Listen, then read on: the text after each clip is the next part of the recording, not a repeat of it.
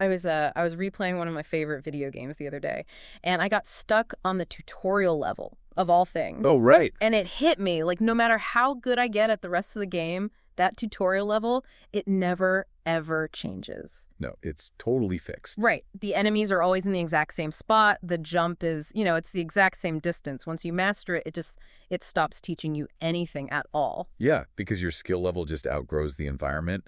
The world becomes entirely predictable, so, your brain just goes on autopilot. Exactly. Which brings me to the stack of research notes on the desk today. Hmm. Because it turns out this is exactly how we train large language model AI agents right now. Out of everything we looked at, one paper from Google Cloud AI Research called EnvHarness, it really grabbed my attention. Yeah, it's a fascinating one. It really is. So the mission for today's deep dive is looking at how scientists are taking these rigid, static training worlds and basically awakening them, to unlock some truly amazing AI capabilities. It really is a massive leap forward. Because right now, AI agents learn by interacting with simulated environments. So Yeah. think of like a simulated software code base or a fake web page. Right, like a digital sandbox. Exactly. Yeah. The issue is that human engineers have to painstakingly hand build those environments. And because they take so much effort to create, they are completely static. They can't adapt to an agent's specific weaknesses. So it's like a teacher giving a student the exact same math quiz 5 days in a row. By day 5, I mean they aren't learning how to do math anymore. They've just memorized the answer key. Right. They just know the pattern. And Yeah. building a brand new customized test from scratch every single day it's a huge bottleneck. It's incredibly expensive and time consuming for the engineers. Okay, let's unpack this Yeah. because we obviously need a way to change the quiz without, throwing out the whole curriculum and starting over. So, how does EnvHarness actually do that? Well, it does it by acting as a programmable plugin layer. So instead of rebuilding the whole simulated world, EnvHarness just wraps this flexible shell around the existing static environment. Ah, okay. The core logic and the human-built verifier, the grader that checks if the task was completed, that stays completely unchanged. I see. So the AI is technically taking the same underlying test, but the shell is kind of shifting the furniture around before it walks in the room. Precisely. And it does this using 3 specific plugins. The first is the stage plugin, which modifies the starting conditions. Like what? What does that look like? Well, if the task is to place a clean mug on a desk, the stage plugin might spawn that mug hidden inside a closed drawer, forcing the AI to figure out how to search. Oh, wow. Okay. Yeah. Then there is the contract plugin, which alters the rules of interaction entirely. For example, it might intentionally restrict the agent's field of vision. Wait, really? Why would taking away its vision help it learn? That sounds like a penalty. It sounds like it, yeah. But if the AI can't see the whole room at once, it's forced to rely on its internal memory. It has to mentally map out where things are step by step, which builds spatial reasoning. Oh, that makes total sense. It forces a new skill. Exactly. And finally, there's the chain plugin, which dynamically links entirely different environments together. Like a sequence? Right. So after finding that mug we mentioned, the agent might instantly drop into a kitchen environment where it has to, say, operate a microwave. Okay, so it's not just one room anymore. No. It forces the AI to maintain a long-term goal across entirely different contexts. That is incredibly smart.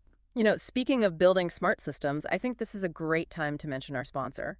If listeners are inspired to deploy capable agents themselves, this deep dive is sponsored by Silk. Right. Yeah, if you need help with AI training or automation, integration, or, just general software development, Silk is amazing. Uncovering where agents could make the most impact for your business or personal life. You really should check out embersilk.com for your AI needs. Highly recommend them. So getting back to EnvHarness, here's where it gets really interesting for me. If I'm the teacher in this scenario, do I have to manually decide when to hide the mug or, restrict the vision? Because that honestly sounds just as exhausting as building a new test. Oh, you don't have to at all. And that is the true magic here. They built an automated system into this called EnvRigger. EnvRigger, okay. Yeah, think of it like a highly observant tutor just looking over the student's shoulder. EnvRigger reads the AI's interaction logs.